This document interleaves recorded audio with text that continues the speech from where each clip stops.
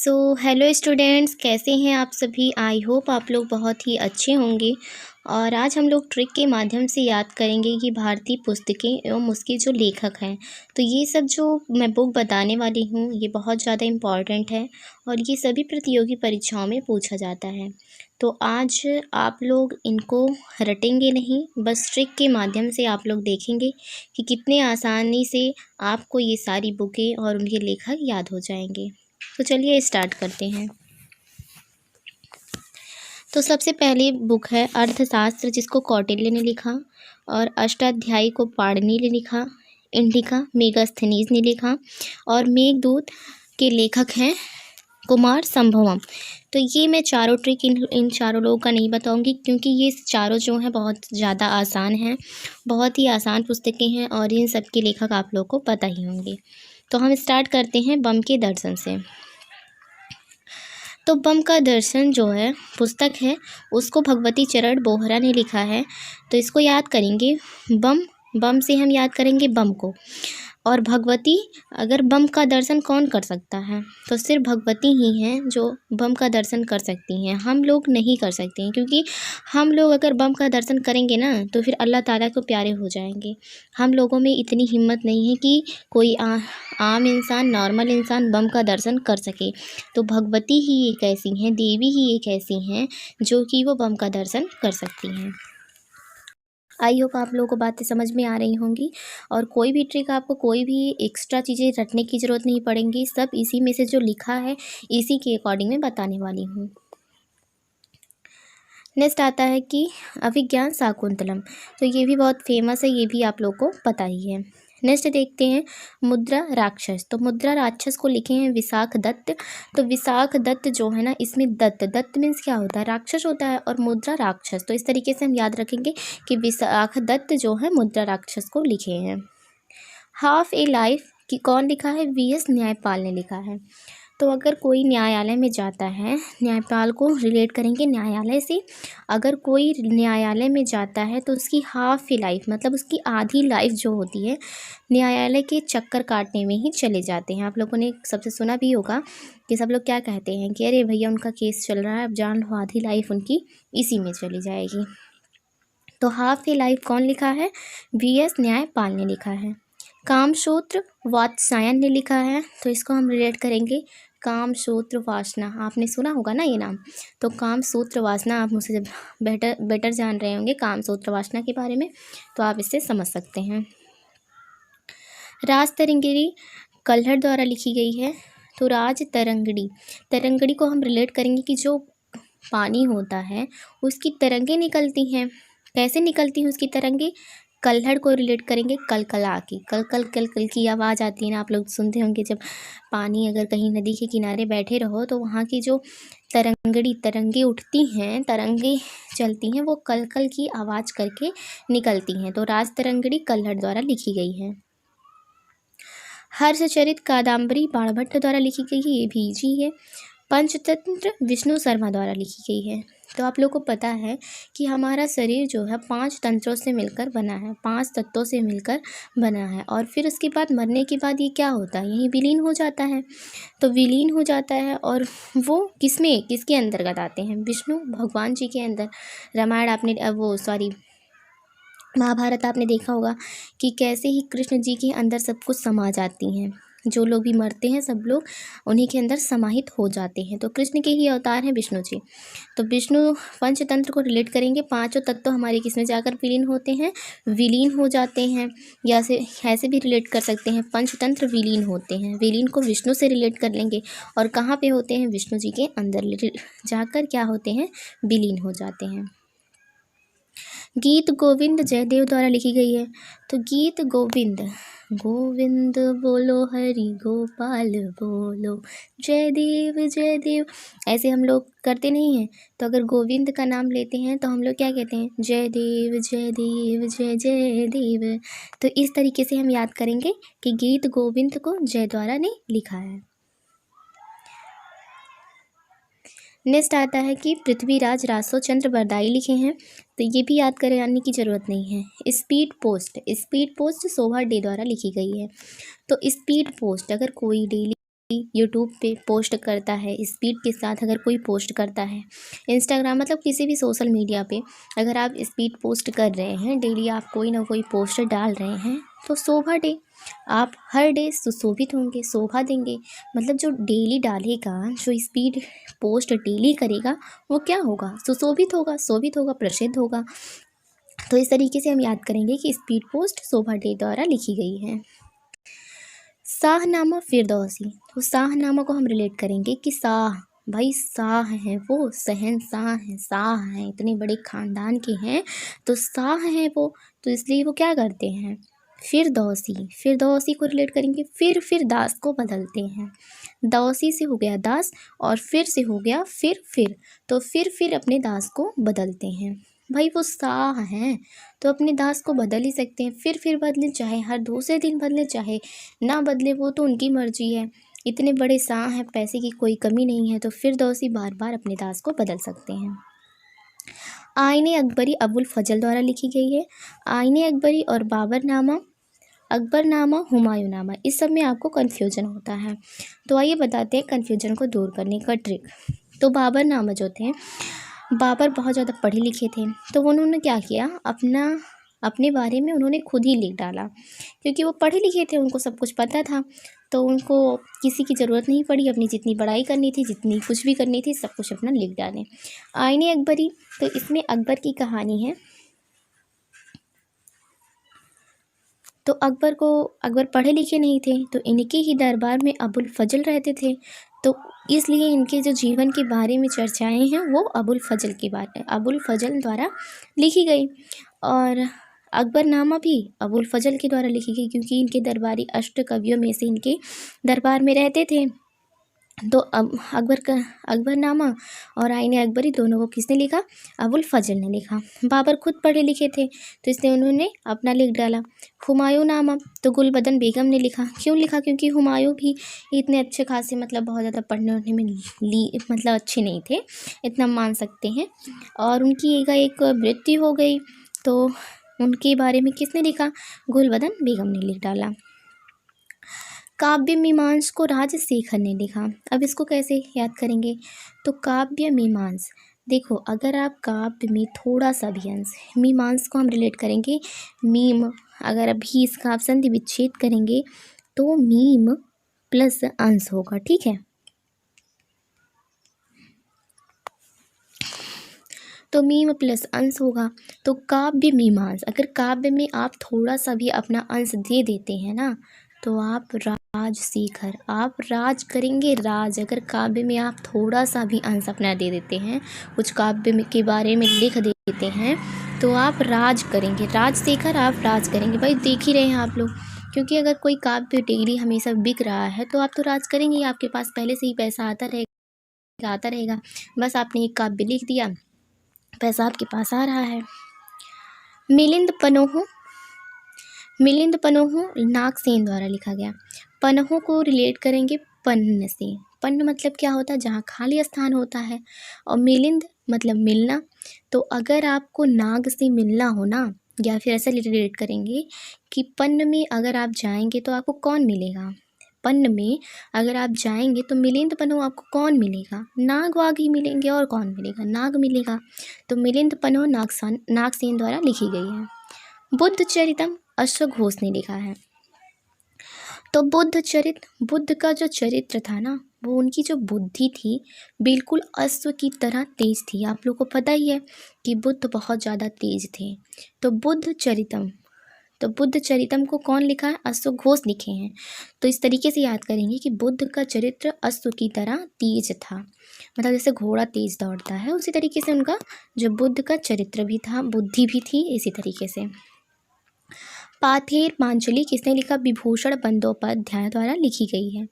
तो पाथेर पांचली को रिलेट करेंगे पांचाल, मतलब खुरा पाँच, जो सब लोग कहते हैं बुराई जिसका नाम है। तो पांचली कौन करता था? विभूषण को रिलेट करेंगे विभीषण से। तो विभीषण ही तो आकर अपने जितनी भी उनकी लंका की खबरें थी उसको आकर राम जी को बता दिए। पांचाल ही तो कर रहे थे, खुरा पाँच ही तो कर रहे थे वो। तो पाथेर पांचली किसने लिखा? विभूषण ने लिखा। इस तरीके से आप कहानी को रिलेट करके पढ़ेंगे तो आपको बड़े ही आसान तरीके से याद हो जाएगा और आपको मेहनत भी नहीं करना पड़ेगा। एक दो बार आप अगर वीडियो देखेंगे तो आपको मुझे 100% यकीन है कि आपको ये चीज़ें याद हो ही जाएंगी। और देखिए, आपको कहीं से कोई अलग चीज़ें नहीं रटने की ज़रूरत है कि मैं गाना बनाऊँ या फिर कोई ट्रिक बनाऊँ। बस जो नाम है उसी में से निकाल के मैं आपको बताने की कोशिश कर रही हूँ। मालगुडी डेज गाइड, इसको किसने के द्वारा लिखी गई है? ये बुक किसके द्वारा लिखी गई है? तो R.K. नारायण के द्वारा। देखो, अगर आपको कोई गाइड करने वाला है इस दुनिया में ना, तो बस नारायण है। कौन है? नारायण है।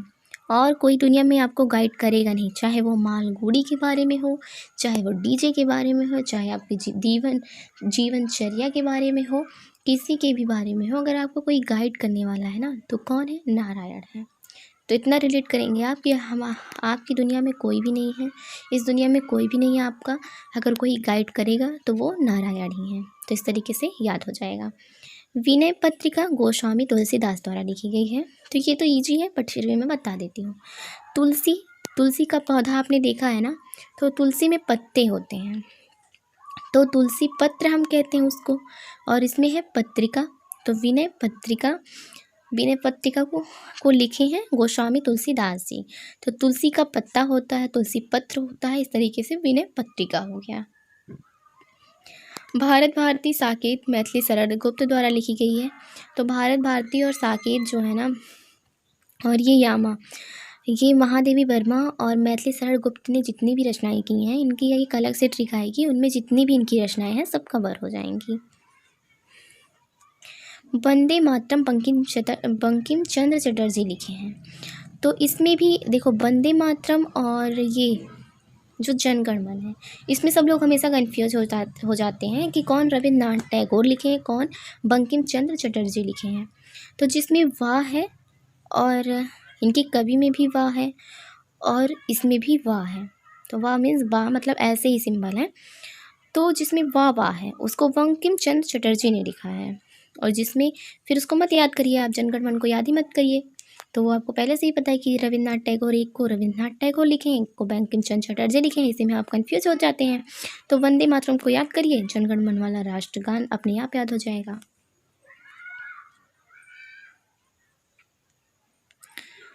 नेक्स्ट है सूर्य का सातवां घोड़ा। तो सूर्य को भगवान अगर कोई मानता है, सूर्य क्या है? एक धर्म की चीज़ है, मतलब हम सूर्य को देवता मानते हैं। तो जब देव मानेंगे तो वो धर्म की ही चीज़ तो हुए, धर्म के ही तो उपासक हुए। तो सूर्य जी को कहाँ सब लोग भगवान मानते हैं? भारत में ही तो मानते हैं, और ये एक धर्म की चीज़ है, तो हम इनको धर्म के अंदर रिलेट करते हैं। तो सूर्य का सातवां घोड़ा धर्मवीर भारती द्वारा लिखी गई है। यंग इंडिया महात्मा गांधी द्वारा लिखी गई है। तो यंग इंडिया मतलब जो काम इंडिया में यंग लोग भी नहीं कर पाए ना, वो महात्मा गांधी ने कर दिखाया। किसने कर दिखाया? महात्मा गांधी ने। तो इसको ऐसे ही रिलेट करेंगे कि जो काम यहाँ के यंग इंडिया में यंग लोग भी नहीं कर पाए इंडिया के, वो काम महात्मा गांधी ने चुटकियों में कर दिया। क्या? देश को आज़ाद करवा दिया। लाइफ डिवाइन, तो लाइफ डिवाइन अरविंद घोष द्वारा लिखी गई है, और डिवाइन लाइफ शिवानंद द्वारा लिखी गई है। इसको याद करने का ट्रिक है कि देखो, डिवाइन लाइफ, डिवाइन क्या? लाइफ को करना है।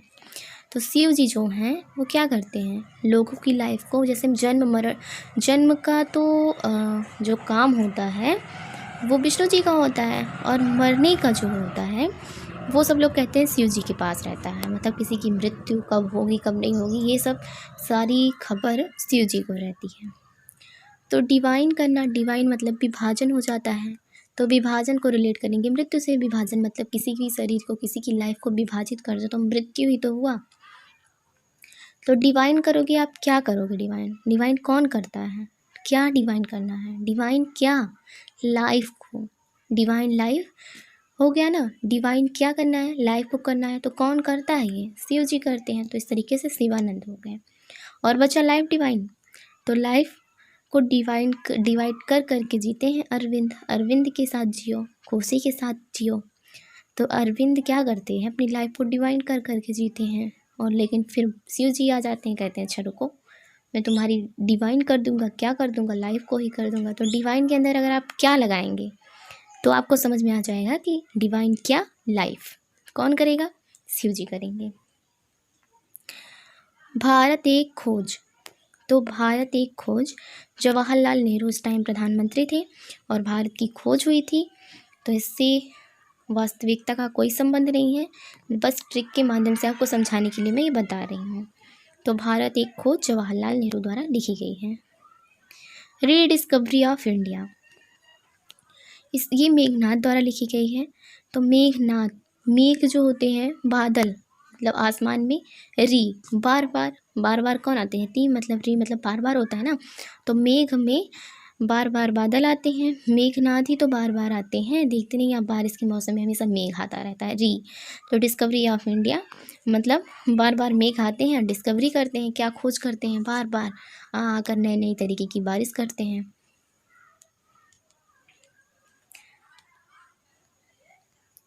नेक्स्ट है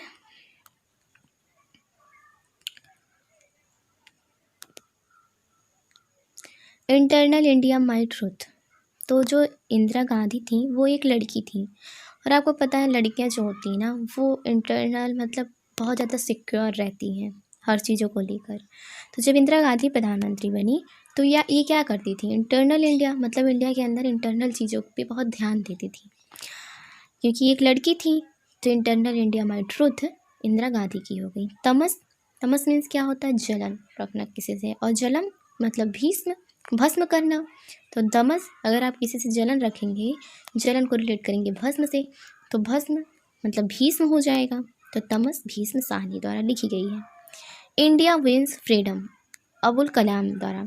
तो जहाँ फ्रीडम, फायर ये सब हो ना, वहाँ पे बिना सोचे अबुल कलाम लगाइएगा, क्योंकि वो जितनी भी बुक है ना वो अबुल कलाम द्वारा ही लिखी गई हैं। इंडिया डिवाइडेड राजेंद्र प्रसाद द्वारा लिखी गई है। तो जब इंडिया का डिवाइड हुआ था, इंडिया जब डिवाइड हुआ था, देखो ये लोग लाइफ को डिवाइड कर रहे थे, लेकिन राजेंद्र प्रसाद जी क्या किए? इन्होंने इंडिया को ही डिवाइड कर दिया। भारत और पाकिस्तान बना था ना, जब डॉक्टर राजेंद्र प्रसाद राष्ट्रपति थे तो उसी समय तो ये सब कहानियाँ हुई थी कि इंडिया डिवाइड हो गया था। तो इंडिया डिवाइड को ऐसे रिलेट करेंगे, इंडिया जब डिवाइड हुआ था तो कौन था उस टाइम पे, कौन उस पद पे था? तो राजेंद्र प्रसाद थे। गीतांजलि गोरा, गोरा टैगोरा, गोरा टैगोरा, तो टैगोर से गोरा टैगोरा ऐसे याद कर लेंगे।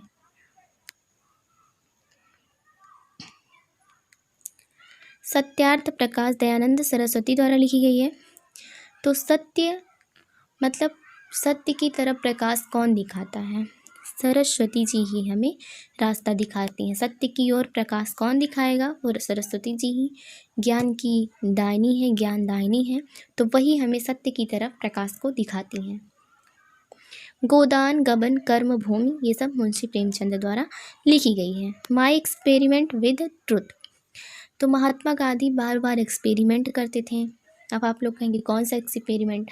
तो वो कभी असहयोग आंदोलन को चला रहे हैं, तो कभी सविनय अवज्ञा आंदोलन को चला रहे हैं, कभी दांडी मार्च को चला रहे हैं, मतलब बार बार कोई ना कोई आंदोलन कर रहे हैं। तो ये तो हो गया एक्सपेरिमेंट ही ना, बार बार वो एक्सपेरिमेंट कर रहे थे। अच्छा ये चलाते हैं, इसमें देखते हैं क्या आता है रिजल्ट, ये चलाते हैं आंदोलन की, इसमें क्या रिजल्ट आता है। तो माई एक्सपेरिमेंट विद ट्रुथ मतलब ये जो भी करते थे एक्सपेरिमेंट ना, बिल्कुल सत्य होता था। तो ये महात्मा गांधी द्वारा लिखी गई है। विंग्स ऑफ फायर, अभी मैंने आपको बताया जहाँ फायर आए फ्रीडम आए, ये सब APJ अब्दुल कलाम का है। इग्नाइटेड माइंड्स, तो इनका ना बिल्कुल इग्नाइटेड माइंड्स अब्दुल कलाम, इनका माइंड बिल्कुल एकल था, बिल्कुल अलग था। इग्नाइटेड से रिलेट करेंगे अलग, ईगल था बिल्कुल, इनका IQ लेवल बहुत ज़्यादा था। तो APJ Abdul Kalam. My presidential years R Venkataraman द्वारा लिखी गई है। तो इसको आप खुद ही याद कर लेंगे। माई प्रेसिडेंशियल ईयर्स, हितोपदेश जो है वो नारायण पंडित लिखे हैं। तो अभी मैंने आपको बताया अगर आपके हित के बारे में कोई सोचेगा, आपको कोई गाइड करने वाला रहेगा तो कौन वो रहेगा? वो सब बस नारायण ही करते हैं, और बाकी आपके हित के बारे में कोई नहीं सोचता, बस नारायण ही सोचते हैं। एक बुक और है जो कट गई है, वो है ट्रेन टू पाकिस्तान। तो जब ट्रेन टू पाकिस्तान चली थी तो सब लोग खुश हो गए थे। तो खुशवंत सिंह, खुश होना, खुशवंत सिंह इसके लेखक हैं। तो जब ट्रेन टू पाकिस्तान चली थी तो सब लोग बहुत ज़्यादा खुश हो गए थे, तो इसी से हो जाएगा खुशवंत सिंह। सो नेक्स्ट है ए सूटेबल बॉय, इसको विक्रम सेठ ने लिखा है। तो सूटेबल, ठीक है, सूटेबल कौन रहेगा? तो सूट बूट में भाई सूटेबल बॉय, सूट बूट में कौन रहेगा? वो सेठ हैं, वो विक्रम है, विक्रांत हैं, सेठ हैं, तो वो रह सकते हैं, वो रहें अपना सूट बूट में। तो सूट बूट में रहेंगे कौन? Suitable boy. नेक्स्ट है मालती माधव भभूति। मालती माधव जो कि भभूति द्वारा लिखी गई है। तो मालती जो माला बनाया जाता है माधव के लिए, किसके लिए? माधव के लिए जो माला बनाया जाता है वो बाद में किस काम आता है? तो बाद में भभूति के रूप में, भभूति के रूप में सब लोग लेते हैं। तो भभूति को रिलेट करेंगे भभूति से। देखो जब हम माधव मतलब कृष्ण जी होते हैं, हम उनको जब माला चढ़ा देते हैं, फिर उसके बाद जब हमें वो माला मिलता है तो हम ला कर उसको ऐसे जगह पे रख देते हैं जहाँ पे पूजा होती है, या फिर किसी को अगर कुछ हो जाता है तो उस फूल को क्या करते हैं, उस माला को हम उसको पहना देते हैं। या फिर अगर किसी बच्चे को डर और लगा रहता है तो उस माले को हम पहना देते हैं, कहते हैं ये भभूति के रूप में मतलब प्रयोग करते हैं कि नहीं, भगवान की माला को या फिर भगवान के फूल को। तो इस तरीके से हो जाएगा मालती माधव भभूति द्वारा लिखी गई है। और ये ट्रेन टू पाकिस्तान हो ही गया। ये passage to England Neeraj Singh Chaudhary द्वारा लिखी गई है। सो आई होप आप लोगों को आज का ये ट्रिक समझ में आया होगा। और ऐसे ही नए ट्रिक अगर आपको चाहिए तो आप लोग कमेंट में बताइए किस टॉपिक पे चाहिए। सो मिलते हैं नई वीडियो के साथ, तब तक के लिए धन्यवाद।